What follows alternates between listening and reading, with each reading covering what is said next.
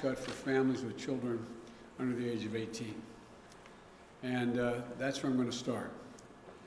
Today is tax day, when everyone's taxes are due. No one likes to pay taxes, I know. But my dad used to say it's a small price to live in this country. But I want to tell everyone with children why, as they're filing their taxes today, they should know that a new tax cut will be coming their way for working class and middle class folks, and very soon. As everyone knows, we firmly believe the need to make our tax system work for the middle class. That's why I think we should ask corporations in the top 1% to start paying their fair share, and why we should crack down on millionaires and billionaires who escape taxes by cheating.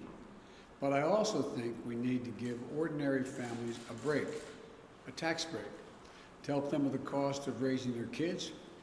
Most people don't know it, but for families with children, we put that tax cut into the American Rescue Plan, which was signed not long ago. And I signed the tax cut into law in March. 90% of the families, all middle class and working class families, will get this tax cut. It's a one-year cut that reduces your taxes by $3,000 a year for each child you have under the age of 18. 2 kids, it's a $6,000 tax cut. And if those kids are under the age of 6, they'll actually get $3,600 per child. So, as you file your taxes today, know that your tax cut is coming. Here's the great news. You won't have to wait until your next year's tax return to get that break. I'm announcing today that on July 15th and the 15th of every month thereafter throughout the year, you will get deposited in your bank account half of your tax cut, at least $250 per child each month, a direct deposit into your account. So if you're a working family with 2 kids, you're going to get $500 a month into your bank account on the 15th of every month starting July. We're getting, and we are getting you a tax cut this year now when you need it and not have to wait. And if you get your tax cut refund deposited in your bank account automatically, this tax cut will be put into your account automatically. If not, it will be mailed to you. In addition to helping Americans hard-pressed and working families, experts have told us this will cut child poverty in America in half. This tax cut sends a clear and powerful message to American working families with children. Help is here. Now let me talk to another milestone in a long battle with COVID. Today, for the first time since the pandemic began, pandemic cases are down in all 50 states. First time. That's right. Thanks a lot to the hard work of so many people, COVID cases are down in all 50 states. Now, I can't promise that will continue this way. We know there will be advances and setbacks, and we know that there are many flare-ups that could occur. But if the unvaccinated get vaccinated, they will protect themselves and other unvaccinated people around them. If they do not, states with low vaccination rates may see those rates go up, may see this progress reversed. Ultimately, those who are not vaccinated will end up paying the price. The vaccinated will continue to be protected against severe illnesses, but others may not be if you're not vaccinated. But given that the vaccination is convenient and free, it'll be a tragedy and a needless one to see COVID cases among those who do not get vaccinated go up. We're not done fighting this virus. We still have tens of millions left to vaccinate. But we are making significant progress. In fact, when tomorrow's vaccination numbers come out, they'll show that 60% of the Americans have received at least one shot. Every day, the light at the end of that tunnel has grown brighter. This vaccination effort has been a historic logistical achievement for our nation. And I want to thank the scientists and the researchers, the companies manufacturing the vaccines, the National Guard, the U.S. military, FEMA, the nation's governors, doctors, nurses, pharmacists. And I want to thank the American people who have stepped up and done their patriotic duty and gotten vaccinated. In less than 4 months, we've gone from less than 6% to 60% of adults in America with at least one shot. We're seeing the results in we're seeing the results in people's lives and in their livelihoods. Deaths are down from COVID by 81%, and also at their lowest level since April of 2020. As a result of our prompt action to roll out the vaccine and boost the economy, we've gone from stagnation to an economy that is growing faster than it has in nearly 40 years. We've gone from anemic job creation to a record of creation for a new administration. None has ever created this many jobs in this time frame. The progress is undeniable, but we're not done yet, and some of the hardest work is ahead. We're still losing too many Americans, and we still have too many unvaccinated people in America. Last week, the CDC announced that if you're fully vaccinated, you no longer have to wear a mask. They reported that the science now shows that your vaccination protects you as well as being masked, or better than being masked. So you can protect yourself from serious illness from COVID by getting vaccinated, or wearing a mask until you're fully vaccinated.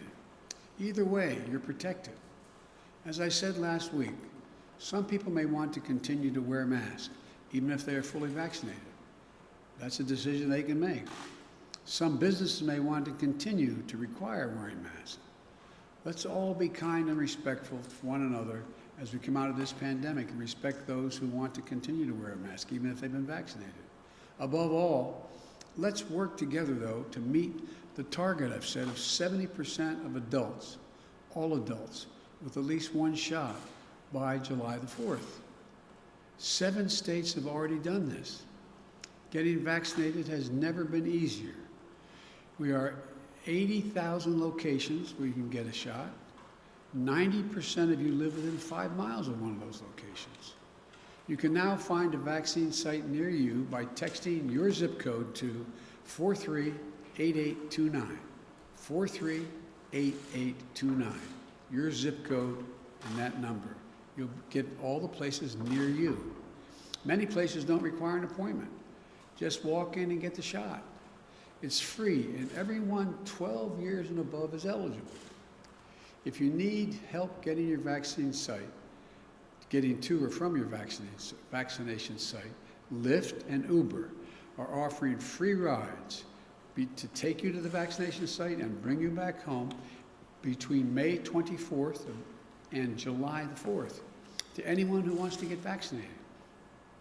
And I've called on employers to do their part as well, offering their employees paid time off to get vaccinated.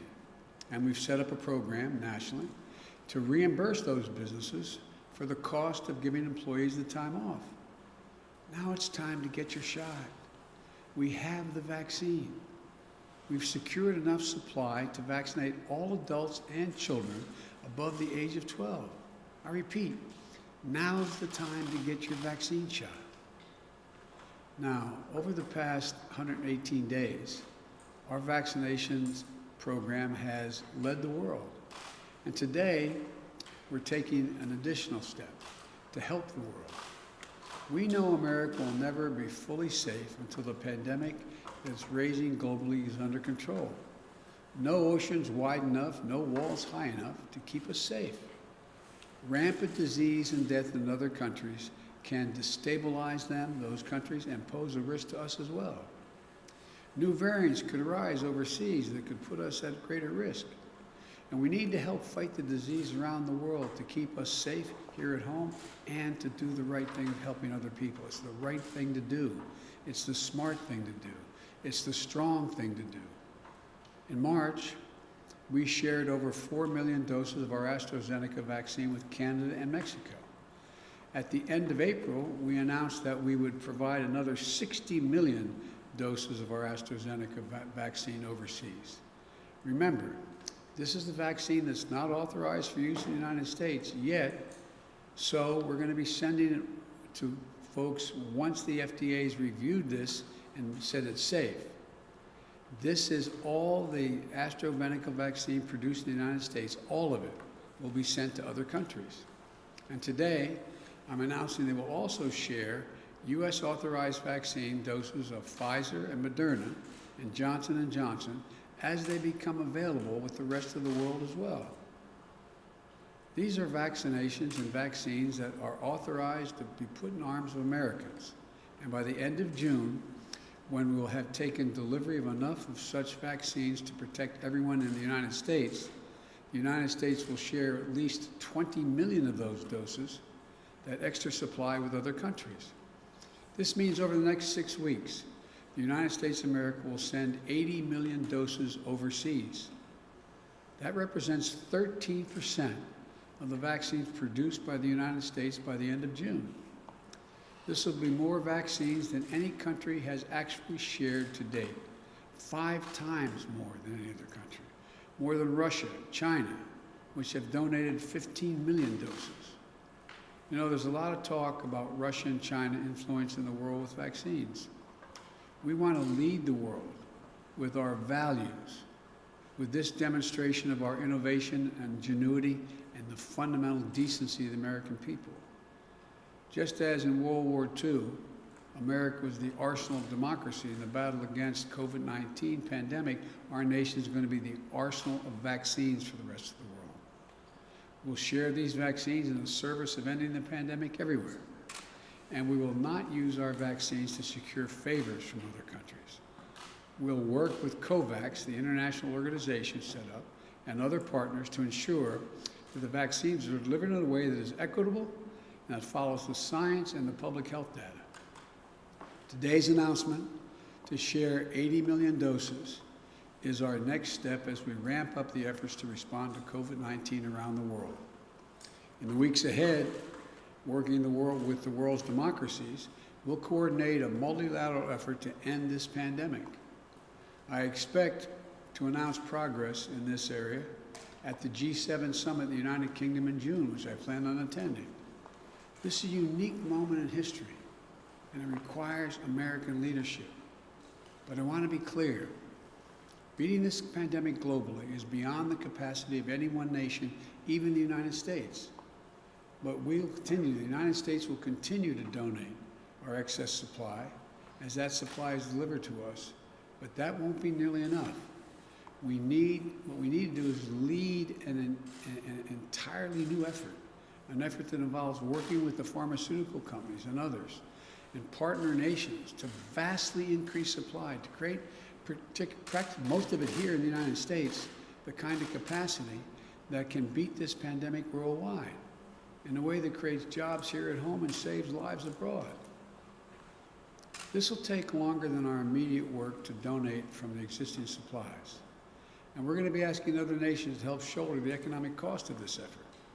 But the consequences will be more lasting and more dramatic. Doing this will help us beat the pandemic and leave us with a manufacturing capacity here to prepare for the next crisis, the next vaccine needed. I'm putting Jeff Zients, who is leading our COVID team and the COVID efforts to beat the virus here in the United States, in charge of this effort. Jeff will be working with our National Security Council and a talented, dedicated team that has been stood up all across our government. It'll include Gail Smith at the State Department leading in diplomacy, and experts from our Agency of International Development and the Department of Health and Human Services as well. We're going to bring the same whole-of-government response to the global effort that made us so successful here at home. Again, the United States, has secured enough supply for all eligible Americans, all Americans 12 years old and older. And we still have work to do, though, hard work. But because we've done so much here, because of the power of American companies, research, and manufacturing, we can continue to do more to help the rest of the world. This is a rapidly changing world, and it's a mistake to bet against democracies. Just as democracies led the world in the darkness of World War II, democracy will lead the world out of this pandemic. And America will lead those democracies as they work to bring greater health and hope to the world in the months to come. And folks, think back. 4 months ago was our audacious goal that we had to put 1 million shots in the arms of my first 100 days as president. 100 million, I should say. We did over 220 million shots in that time frame. Back then, most adults weren't eligible to get the shot. Now, everyone 12 years or older is eligible. And tomorrow, 60% of all American adults will have received at least one shot. Look what we've done. Look what we've done, America. Look at what you've done, America. There's not a single thing beyond our capacity to do in this country when we decide to do it, and we do it together. We can do whatever we set our minds to do if we do it together. And that's exactly what we're going to do. Solve the problem here in the United States, which we're well on our way of doing, and help solve the problem for the world by organizing the rest of the democracies of the world. I want to thank you all. God bless you, and may God protect our troops. Thank you very much. Mr. President, will you now insist on a ceasefire in Israel? Mr. President, will you insist on a ceasefire given the escalation of violence? Mr. President, will you now insist upon a ceasefire given the escalation in violence we've seen over the weekend? I'll be speaking with the Prime Minister in an hour, and I'll be able to talk to you after that. Do you still believe you've defended Israel's right to defend itself? Do you still believe its actions are proportionate to what they're facing?